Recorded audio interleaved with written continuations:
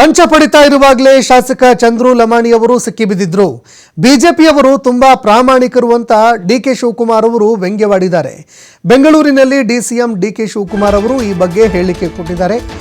ಬಿಜೆಪಿಯ ಶಾಸಕರು, ಬಿಜೆಪಿಯ ನಾಯಕರು ಎಲ್ಲರೂ ತುಂಬಾ ಪ್ರಾಮಾಣಿಕರು ಅಂತ ಡಿಸಿಎಂ ಡಿಕೆ ಶಿವಕುಮಾರ್ ಅವರು ಮಾರ್ಮಿಕವಾಗಿ ವ್ಯಂಗ್ಯವಾಡಿದ್ದಾರೆ. ಲಂಚ ಪಡೆಯುವಂತಹ ಸಂದರ್ಭದಲ್ಲೇ ಶಾಸಕ ಚಂದ್ರು ಲಮಾಣಿ ಅವರು ಸಿಕ್ಕಿಬಿದ್ದಿದ್ರು. ಈ ಬಗ್ಗೆ ಡಿಕೆ ಶಿವಕುಮಾರ್ ಅವರು ವ್ಯಂಗ್ಯವಾಡಿದ್ದಾರೆ.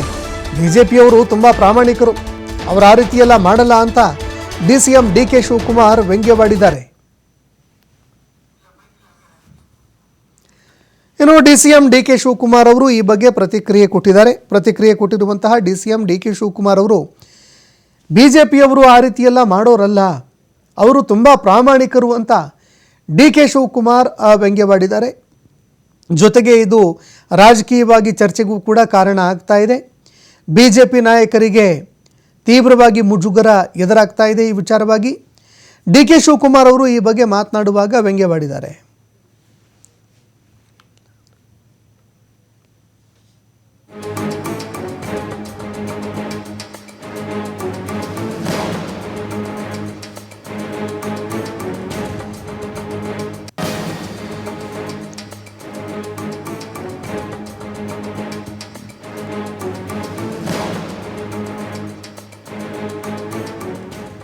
ಇನ್ನು ಡಿಸಿಎಂ ಡಿಕೆ ಶಿವಕುಮಾರ್ ಅವರು ಈ ಬಗ್ಗೆ ಮಾತನಾಡಿದ್ದಾರೆ. ಲಂಚ ಪಡೆಯುವಂತಹ ಸಂದರ್ಭದಲ್ಲಿ ಶಾಸಕ ಚಂದ್ರು ಲಮಾಣಿ ಅವರು ಸಿಕ್ಕಿಬಿದ್ದಿದ್ರು. 5 ಲಕ್ಷ ಲಂಚವನ್ನು ಸ್ವೀಕಾರ ಮಾಡುವಂತಹ ಸಂದರ್ಭದಲ್ಲೇ ಲೋಕಾಯುಕ್ತ ಅಧಿಕಾರಿಗಳು ದಾಳಿ ಮಾಡಿದ್ರು. ಇದರಿಂದಾಗಿ ಬಿಜೆಪಿಗೆ ತೀವ್ರವಾಗಿ ಮುಜುಗರ ಒಂದು ಕಡೆ ಎದುರಾಗ್ತಾ ಇದ್ರೆ, ಇದಕ್ಕೆ ಸಂಬಂಧಪಟ್ಟಂತೆ ಈಗ ಕಾಂಗ್ರೆಸ್ನ ನಾಯಕರು ಗಾಯದ ಮೇಲೆ ಉಪ್ಪು ಸವರ್ತಾ ಇದ್ದಾರೆ.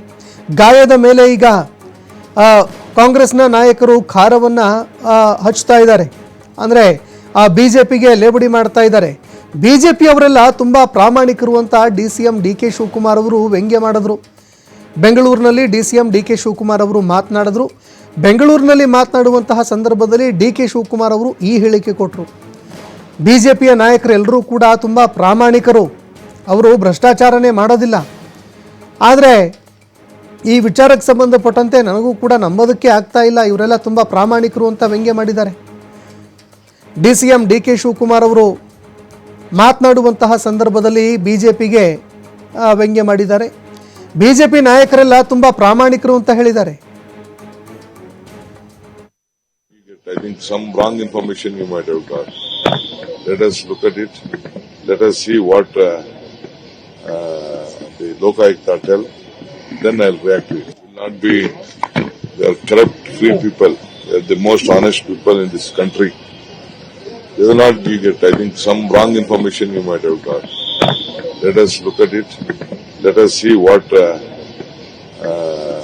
Lokayukta tell. Then I'll react to it. It will not be, they are corrupt, free people. They are the most honest people in this country. They will not.